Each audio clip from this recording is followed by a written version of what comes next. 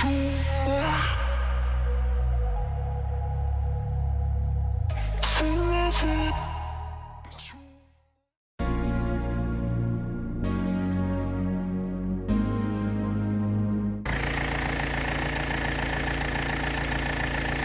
that's our problematic vacuum right there.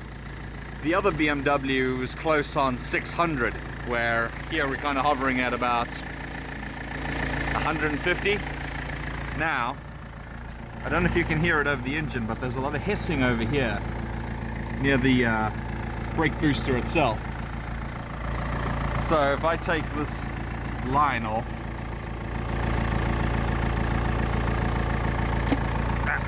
one moment.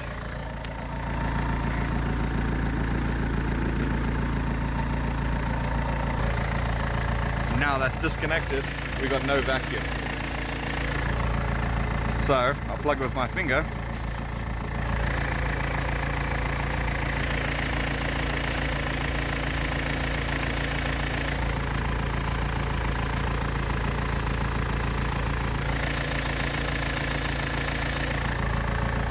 Yeah. Plug it back into the booster.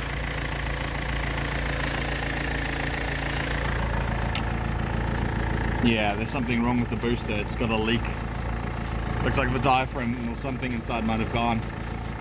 So, by using the brake bleeder kit, I found the cause of the error. All vacuum related. Just wonderful. So, that explains why the solenoid is complaining about the EGR values. It's just not enough vacuum pressure to open the diaphragm properly, and therefore causing EGR problems. Low vacuum. So yeah, that's how you test your vacuum system with a nice vacuum bleeder kit. Only costs like £25. Dual purpose. Save money. Think smart. Right, so I'm going to take you through a bit of basic fault finding here.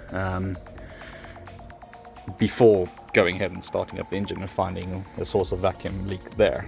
First, you want to make sure that all your vacuum hoses here are properly plugged in and working like they should be. Basically, where I pulled vacuum from was here just before the solenoid for the EGR valve. So I plugged my brake bleeder kit into there and tried to pull vacuum with no luck at all. So what I did is I disconnected the valve over there, put my finger on, and then I managed to get vacuum in the system. So that eliminated all the hoses here as my first point of call, because you want to make sure you eliminate everything here before you start worrying about your brake booster being a problem first. So do that step first.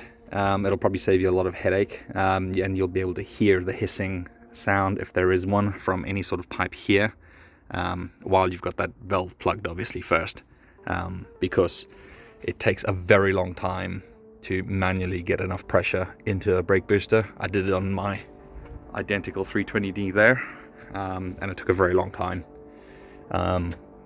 Obviously I tried the same method here, but it took too long, to the point of where obviously I still wasn't getting enough vacuum. So that's why I started the engine, let it pull vacuum for me, and then I could get the values. I'll pop the value on the screen now, that I got with the other 320D, and then obviously you saw about the 150 we were getting with this one. And yeah, we could definitely hear the hissing at the master cylinder there, or sorry, the brake booster itself. So yeah, just first step, disconnect that, cover it with your thumb, essentially put your line on there and make sure everything here is fine first before you want to go pulling a booster out, and then you discover it may just be a little cracked hose here somewhere. So do that first, just it might save you some time.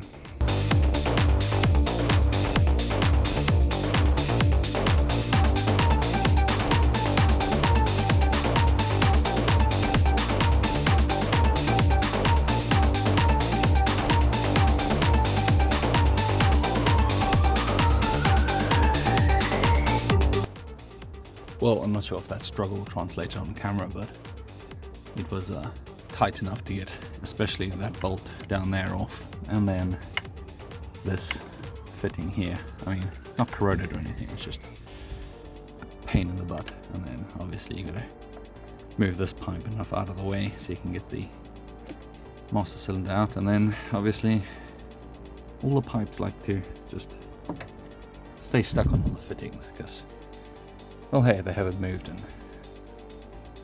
16 years, so yeah.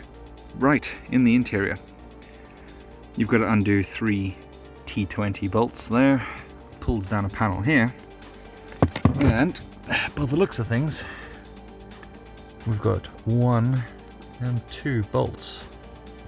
So it'll be, try and get my finger in here, that one there, and that one up there.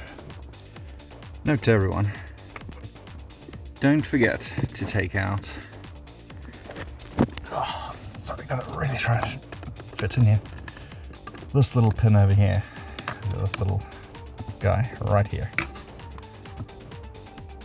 because yeah, that's how the booster's attached. It's still got a rod there.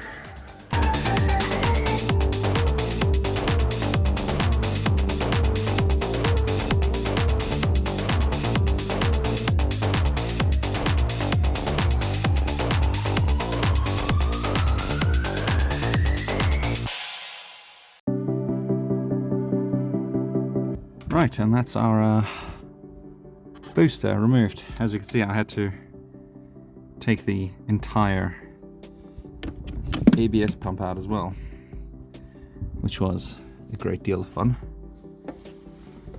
And yeah, we've got a absolutely fantastic amount of rust. There we go. We'll do that instead. My torch seems to be dying on me. So you can see, let's move that out the way. We got number 1, 2, and 3.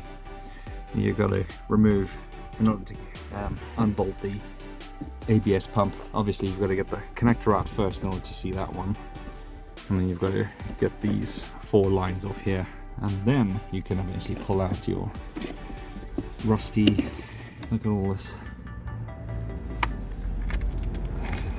rust from the booster. It's like corroded itself onto the carpet. I mean, that's the back of the booster. Not surprised this thing's leaking. Probably got a tear somewhere in the damn thing now because it's rusted out. So I'll have to order a new one.